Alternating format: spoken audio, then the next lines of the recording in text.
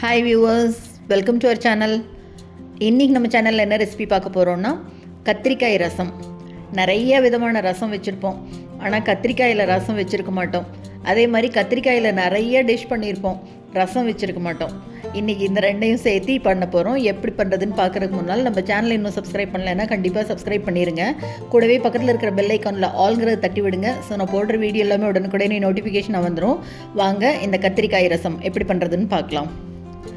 இதுக்கு ஒரு பேனில் 1 ஸ்பூன் அளவுக்கு நெய் சேர்த்துக்கலாம். நெய் நல்லா உருகி வரட்டும்.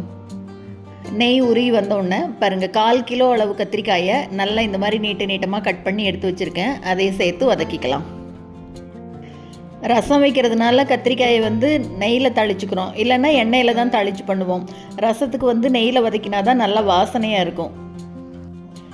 கத்திரிக்காய் நல்லா சுருண்டு ப்ரௌன் கலரில் வரணும், அந்த அளவு வதக்கி விட்டுக்கலாம். இப்போ இது கூட கொஞ்சமாக மஞ்சள் தூள் சேர்த்துட்டு கொஞ்சம் 1/4 டீஸ்பூனை விட கம்மியாக உப்பு சேர்த்து வதக்கிக்கலாம். நல்லா அப்படியே கத்திரிக்காய் கலர் மாறி ப்ரௌன் கலரில் சுருள வரணும், அந்த அளவு வதக்கணும்.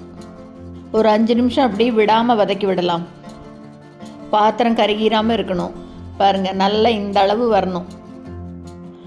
நல்லா வதங்கினதுக்கப்புறமா இப்போ இதை அடுப்பை ஆஃப் பண்ணிவிட்டு எடுத்து வைக்கலாம், இருக்கட்டும்.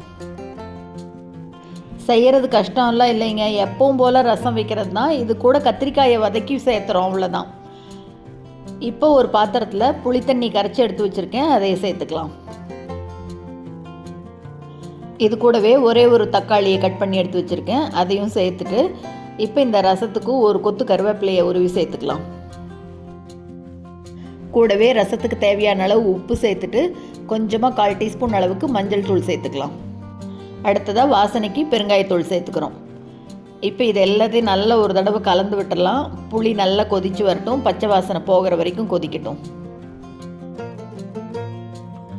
புளி தண்ணி கொதிக்க ஆரம்பிச்சிருக்கு, நல்லா கொதிக்கட்டும் இன்னொரு 2 நிமிஷத்துக்கு. நல்லா கொதி வந்ததுக்கப்புறமா இப்போ ரசப்பொடி சேர்த்துக்கலாம். ரசப்பொடி சேர்த்துனதுக்கப்புறமா சும்மா 1 நிமிஷம் கொதிச்சா போதும், ரொம்ப நேரம் கொதிக்க விட வேண்டாம்.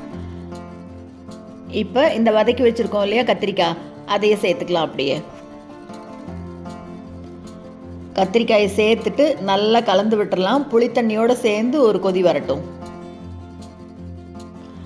இந்த ரசத்துக்கு துவரம்பருப்பு ஒரு கரண்டி அளவுக்கு நல்லா வேக வச்சு எடுத்து வச்சுருக்கேன், அதை அப்படியே கடைஞ்சி விட்டுக்கலாம்.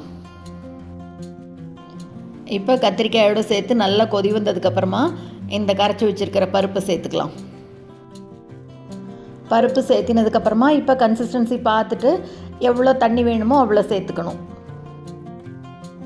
ரொம்ப நீர்க்க சேர்த்த வேண்டாங்க, ஒரு அளவுக்கு நார்மலாக இருந்தால் போதும். நான் ஒரு 1.5 கப் அளவுக்கு தண்ணி சேர்த்துக்கிறேன். இப்போ இது மேலே பொடியாக கொத்தமல்லி தலையை தூவி விட்டுட்டு ரசம் பொங்கி வர வரைக்கும் விடலாம். கொதிக்க வேண்டாம், எப்பவும் போல தான். ரசம் பொங்கி வந்ததுன்னா போதும், அடுப்பை ஆஃப் பண்ணிடலாம். நல்லா அப்படியே கத்திரிக்காயை நெய்யில் வதக்கி ரசம் வச்சா அவ்வளோ அருமையாக இருக்குங்க. பாருங்கள், போதும். இந்த அளவுக்கு பொங்கி வந்தோடனே இப்போ அடுப்பை ஆஃப் பண்ணிவிட்டு இதுக்கு தாளித்து கொட்டிடலாம். கரண்டியில் 1 ஸ்பூன் நெய் விட்டுருக்கேன். நெய் நல்லா சூடான உடனே கடுகு சேர்த்துட்டு நல்லா பொரிஞ்சதுக்கப்புறமா எடுத்து ரசத்து மேலே கொட்டிட வேண்டியது, அவ்வளோதாங்க. நல்லா சூப்பராக மணக்க கத்திரிக்காய் ரசம் அருமையாக ரெடி ஆயிடுச்சுங்க. பார்க்கவே எவ்வளோ அருமையாக இருக்குது பாருங்கள். அப்படியே சூடாக சாதத்து மேலே போட்டு அப்பளம் தொட்டு சாப்பிட்டா அவ்வளோ அருமையாக இருக்கும். சூப்பரான இந்த ரெசிபியை நீங்களும் செஞ்சு பார்த்துட்டு மறக்காமல் கமெண்ட்டில் சொல்லுங்கள்.